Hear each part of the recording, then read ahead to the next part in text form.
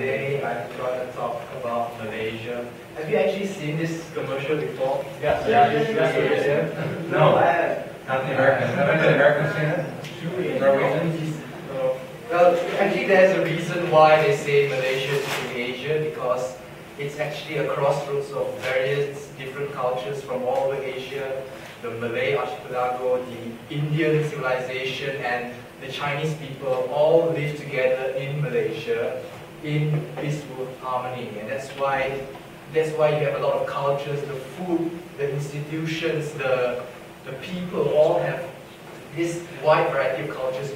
So that when you come to Malaysia, you essentially have already arrived to Asia. You don't really need to go to anywhere else. Sorry, the Pakistan. So that's the idea of Malaysia to Asia. And today I'm actually wearing baju Melayu, which literally means Malay clothing. And this is a kain songket. It's a very traditional clothes you only wear it to during prayers or during weddings and during important festivals. So I'm going to continue. Alright, this is the Malaysian flag. As you can see, we have 14 stripes. It kind of looks like the American flag, except the yellow one. We have 14 stripes resembling 14 states, and the moon is actually a symbol of Islam, because Malaysia is sort of like a Muslim country, and the color yellow resembles royalty. We have kings and queens. And Malaysia is located in Southeast Asia. If you look at here, the upper part is Thailand, and the down part is Singapore. The higher parts are Vietnam, Myanmar, Burma, Laos, and China. And Malaysia is comprised of actually two different countries. That's the peninsula, and this is the East Malaysia, which borders around the Kalimantan province of Indonesia. And this is a vast land of forests, but the main developments are all in the peninsula. And I live here, the southern part, which is very near Singapore. And Kuala Lumpur is the capital city of Malaysia. It's a very growing and bustling city, metropolitan. It's one of Asia's rising tigers, people say, Kuala Lumpur. Malaysia's economy is mainly on oil and petroleum. We are also the largest exporter of palm oil. We are also exporting rubber. So I will talk about the history of Malaysia now, because there's a reason why we have so many different races in Malaysia. It's because of the history, and it's important to know this. As you can see, Malaysia has gone through many series of colonizations. This is the British. So we'll start at the Malacca Empire. It was several hundred years ago. It was one of the main civilizations here in the areas of Southeast Asia. It is formed through a guy named Parameswara. He was from Indonesia, and he went to Malacca to escape persecution from the Majapahit Empire. And after he embraced Islam, then began the Sultanate of Malacca.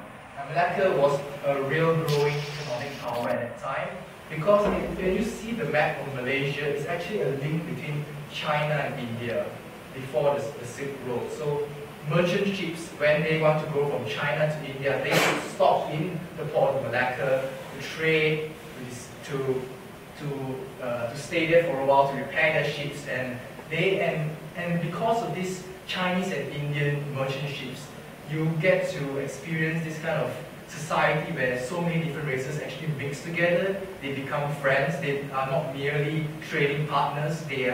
As they marry the Malays there, they form a mosque there. They are missionaries there to spread Hindu and Buddhism. And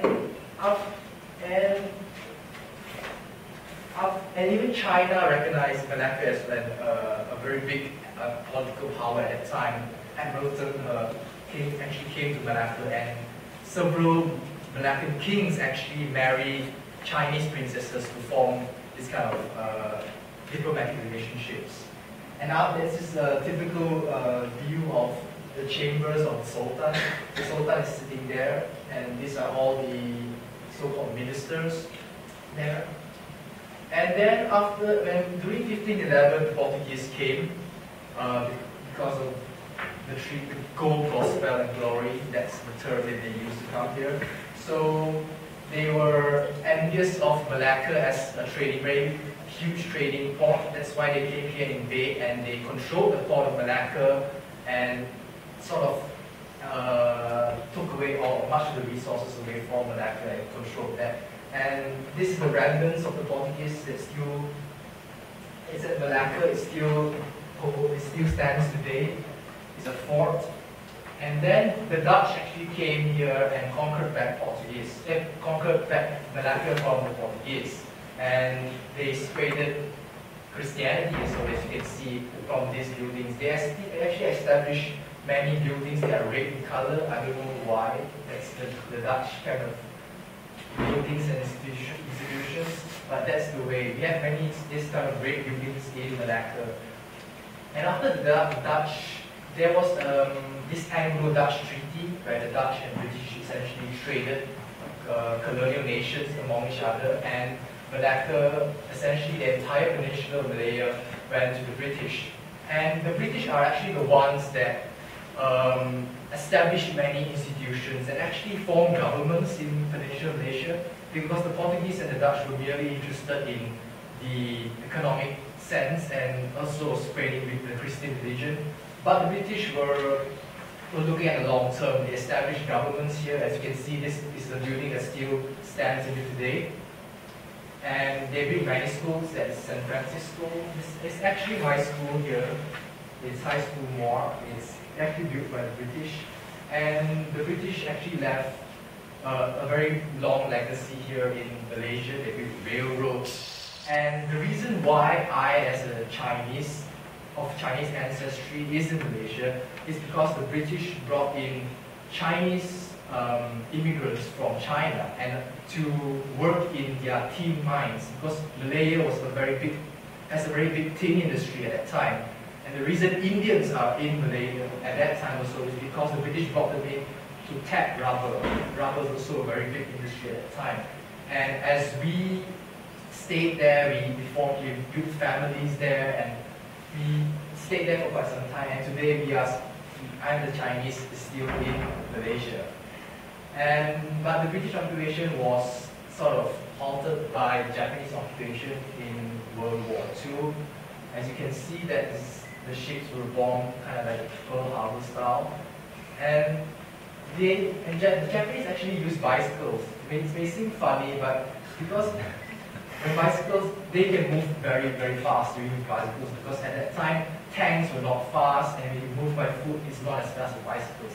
And bicycles was a very practical solution at the time, and they actually conquered Malaya in just 70 days, despite the British having such a strong foothold in Malaya at that time. This was one of the major Pacific wars fought in the Pacific. And the British were really humbled at that time because they thought they were so powerful, but yet a nation like Japan were able to defeat the British at such a fast rate, right down from the top to down to Singapore. And here you can see the British surrendered, and yes, they wear short pants at that time.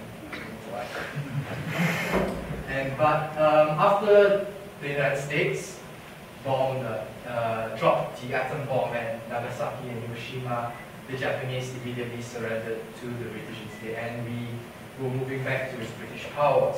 But because of these Japanese, the Japanese were actually very cruel at that time, and so we had the people in Malaya sort of had that sense that we do not want to be colonized anymore. We do not want people to dictate our lives anymore. So even when the British came back, we weren't very comfortable with them anymore. So they actually established, the British established a government called the Malay Union, which essentially took away many powers of the kings and the people. And so the people, and this is one of the classic demonstrations that the Malays, they were protesting against the Malay Union. They do not want the British to be here anymore. They want independence. And so at last, at 1957 or 1956, during that era of decolonization, because many countries like British and France and Spain essentially decolonized during that era. And so Malaya was also in the same boat. we essentially sent a delegation to Queen Elizabeth to seek proclamation of independence of Malaya. And as you can see, it's actually an effort of all races together. It's not only the Malays, but the Chinese, Iston Tanjinglok, and the Indians essentially combined together the Malays to form a coalition. So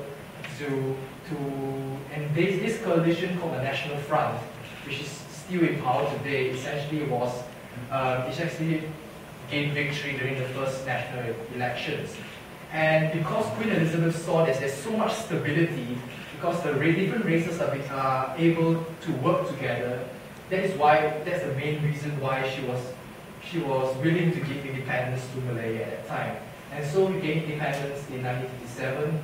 It was a very historic moment, and if you give this picture to any Malaysian will recognize this. That is Tunku Abdul Rahman, that is our first Prime Minister. We shouted independence 7 times in our stadiums.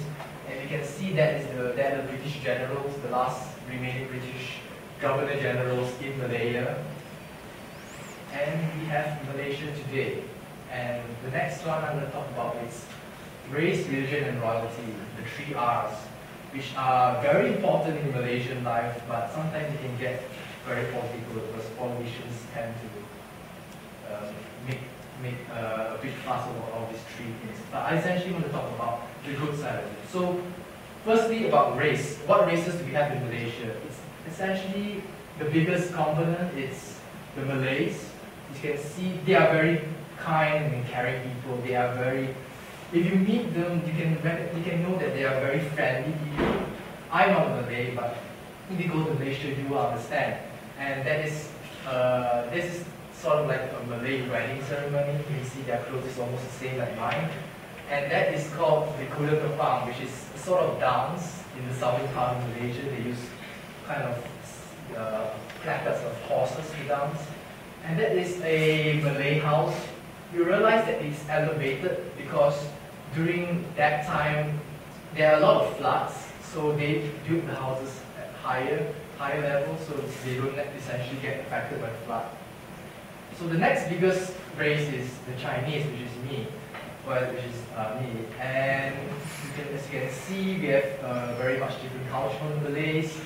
This is the 24-season drum, that is the lion dance. I don't know if you've seen them before. And the third largest component, the second component is the Indians. Most of them come from actually southern India, so they are a little bit darker skin. And we also have a lot of indigenous people, but particularly in the area of Sarawak and Sabah, we still have a lot of people who are living in long houses and jungles and still maintain this very traditional kind of life, as you can see. Religion. Now, Islam is the main religion in Malaysia. Malaysia is known to practice a very moderate kind of Islam. And Malaysia is actually not considered legally not considered a Muslim country, but we indeed have a lot of Muslim population here. We are a very secular nation, like Indonesia, and we have a lot of mosques resembling. I believe Malaysia is one of the countries that have the most beautiful mosques, as you can see. There are many different mosques, and if you see this last picture, this essentially, it looks like it has Chinese elements in it, but it's actually a mosque because it's actually built by the Chinese Muslims at that time during the Malacca, during several hundred years ago. And they still maintain this Chinese element, but it's essentially a mosque. It's a very interesting structure. And we also practice Buddhism or Taoism. I essentially am a Buddhist, and most of the Chinese people are the ones that practice Buddhism and Taoism here. And these are the temples that you normally see in Malaysia. It is the normal temple that you pray, and you see these people holding chopsticks to pray to statues of gods. We have, according to Taoism, there are a lot of hundreds of different kinds of gods of very different character, different body structure. is a very interesting thing to see. And this is the Cat Lok Si temple in Penang, which is a very famous temple too. And that is the goddess of mercy. I don't know if you've seen him before, but it's essentially a very important figure that the Buddhists and even the Taoists also pray towards that. And then it's a sleeping Buddha, which is found in the northern part of Malaysia. And this is also a temple that has Thai elements in it, at the northern part. And the Indians mostly don't practice Hinduism. And this is one of the largest, it's actually one of the largest bronze statues of Lord Murugan, which is an important figure among the Indians. Shiva? Murugan. Yeah, I don't know about that. But this is essentially, it's a very big figure, and people actually go up there to the cave there to pray. It's 202 steps, and they essentially, I don't know the pictures, but they essentially walk in, they carry kavadis, things called kavadis, actually kind of like steel structures that poke the other body, and then they walk up the stairs during practice. And when we talk about Malaysia too, there's a very important sense of the government always wants us to integrate, because it's really not easy for many different races and religions to live together. We actually have riots in 1969, and it hasn't had, and because of the economic imbalance, that is also one of the factors, and because of certain government policies, now Malaysia is living in very peaceful terms between the different races. And actually, it's very interesting about the Bapa Nyonya of Malacca and Penang. Essentially, they are they are Chinese people, but they embrace and live with the Malay culture. They speak the Malay language, they eat Malay food, but their houses and their clothing maintain the Chinese element. So it's a very interesting culture and mix. It actually can only be found in Penang and Malacca. So it's a really important reminder of we don't necessarily see each other as Chinese or Malays or Indians, because sometimes we can mix together. There can be intermarriages, and we need to understand that it's very essential for national unity, especially in Malaysia, where there's so many different races. And basically, we try to live in unity together. And there's a picture of me, as you can see. I have a lot of friends of different races. Basically, in every school, every place you eat, or every place you go, you actually mingle and integrate with so many different races. The next part I'll talk about is the Malaysian government. We are a constitutional monarchy. We still have a king, but the king is not as powerful or as influential as places like Saudi Arabia or Oman, for example, because we have a constitution, and the king is still has to obey, has to be under the constitution. The king's orders are not the final say. And as you can see, this is Sultan Mizan. He's quite handsome, I guess. And that is his queen. He's from Terengganu. And what is unique about Malaysia is that I believe that we are the nation that have the most kings, because we have 13 or 14 states, and each state we have a king. And how this king is chosen is based on the 5-year rotation. So you can be this state for 5 years, but after 5 years, essentially the king, the head of the main king of Malaysia, because we call the young people Tuan Agong, changes to another person from a different state. So it's a very interesting rotation system that you can never find it in any part of the world. And we are essentially a parliamentary democracy. We have 222 seats at the parliament. The executive building here is in Putrajaya. If you go to Putrajaya, it's essentially kind of like Washington. It's a city that is specifically built for government administration. So you see a lot of government buildings there. There's not much economic or historical heritage in Putrajaya. It's a very beautiful and modern city where this is the Prime Minister's office. And our Prime Minister is Mr. Najib Tun Razak. And as I've told you before, Mr. Najib Tun Razak frequently propagates this kind of moderate brand of Islam as an example of Malaysia to many Muslim countries. And one of the more famous or infamous, depending on which side you are, is Dr. Mahathir Mohamad. I believe some people in this room, especially from Asia, know who Dr. Mahathir Mohamad is. If you are from Asia or the Muslim countries, you will look up to him a lot because he's essentially the father of modernization of Malaysia. He brought Malaysia from a mainly agrarian society and he launched Malaysia towards this modern society that we live in today, a very industrialized society. The Twin Towers, the Kuala Lumpur, and many institutions and many buildings are essentially Dr. Mahathir's brainchild over his 22 years of rule. And if you are from particularly the Western side, from the Western people, you wouldn't be too happy with him because he's essentially a very famous critic of the Western ideology of capitalism and all that stuff, and he speaks out very strongly against Bush and Tony Blair and many people. So, but nevertheless, I personally, myself, I respect him a lot because he has brought so many changes in Malaysia. But as you know, if you are a ruler for 22 years, there are bound to be problems of corruption or injustice at a small scale or a larger scale. You are bound to have that. Moving on, the judiciary, the pillars of justice. This is the pillars of justice. Essentially, like America, we have the three branches of government: the legislative, the executive, and the judiciary.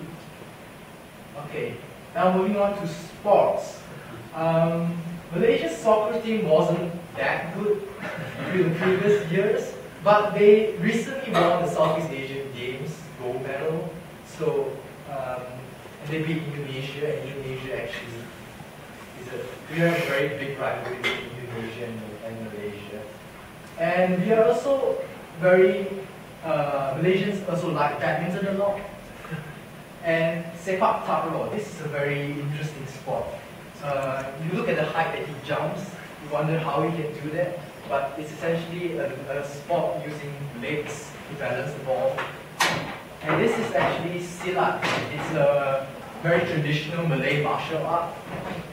These are the main sports that we play. We also play bowling and archery and many sports, but these are the main ones that I like to introduce to you.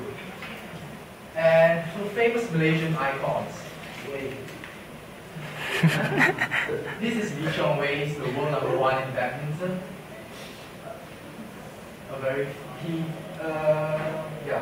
We look up to him a lot because he's a never say die person. Whenever he is on the brink of losing, he will still give his best, and that even though he frequently loses to China, for example, but we admire him because he is still going strong and still never gives up to the last point. The second, just out of curiosity, how many Americans have seen world-class badminton played? How many Americans have seen? Like a couple Americans. How many Americans have? Yeah, two of us. Yes, a couple. Yeah, all right. It's an incredible sport. Yeah, it's a very fast-paced It's about game. the fastest game to find. Yes. Yeah. And the balls can move up to 100 miles per hour. Yeah. You smash it. Yeah. Okay. And squash queen and world #1, Nicole Ann David. She is the world #1 in women's squash. And whenever she plays, you will know that she will win. She basically goes on this 40 or 30 winning streaks, and many times I've seen her win so many times. Even though Lee Chong Wei, you will know that he might lose, but you can always bet that Nicole and David will always win in squash. Wow. The third person I've introduced is Tony Fernandez. People from America and South America may not know him, but people from Asia, I think you have heard before of Air Asia. It's one of the very famous low-cost budget airlines. Flights can get very, very, very cheap if you travel in Asia because of this man. He was the one that sort of revolutionized the low-cost airline industry in Malaysia and Asia now. He's basically also a very inspiring entrepreneurial figure because when this company was in like 20 million in debt, he basically bought it for like 1 ringgit. He basically made so much revenue and changed so much of the business plan and structure until it becomes one of the major superpowers in the airline industry today. And one of the more interesting things is that he basically invests in F1 sports. How many have heard of F1 sports before? Okay, so it's a he basically is the one that sponsors the Lotus F1 team. It's basically a very new kind of, it's just started this season, if I'm not mistaken. And for soccer fans, you'll know Queen's Park Rangers in the English Premier League. He's also one of the major shareholders in that. And he's also had a very interesting relationship with Sir Richard Branson of Virgin Airlines. Have you heard of the Virgin Group before? Yeah, and so one very interesting and very funny story is that Sir Richard Branson himself actually ventured into the F1 race.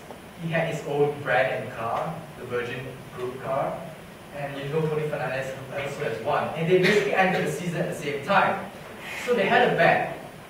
Whoever's cars in the race, whoever ranks lower than the other, the loser has to wear the winner's airline's stewardess shirt, female style. And so essentially Sir Richard Branson lost. So this is actually a caricature of, of Sir Richard Branson. So he actually did that actually, and I think he shaved his legs.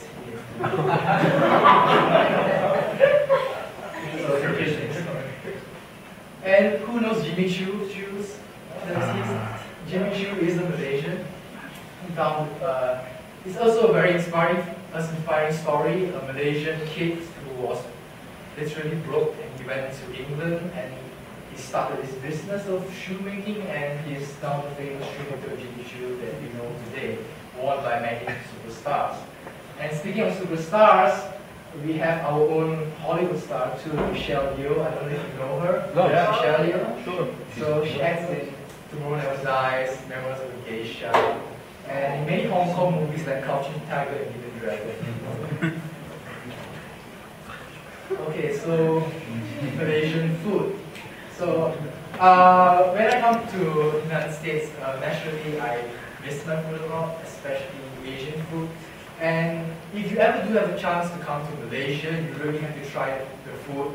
Then, as I said, Malaysia is truly Asian. You can find so many different kind of Chinese food, the Malay food, the Indian food, the Portuguese food, so many different kind of foods. And these foods are not only within their own category, that they actually, some foods are actually a mixture of Malay, Chinese, and Indian kind of culture.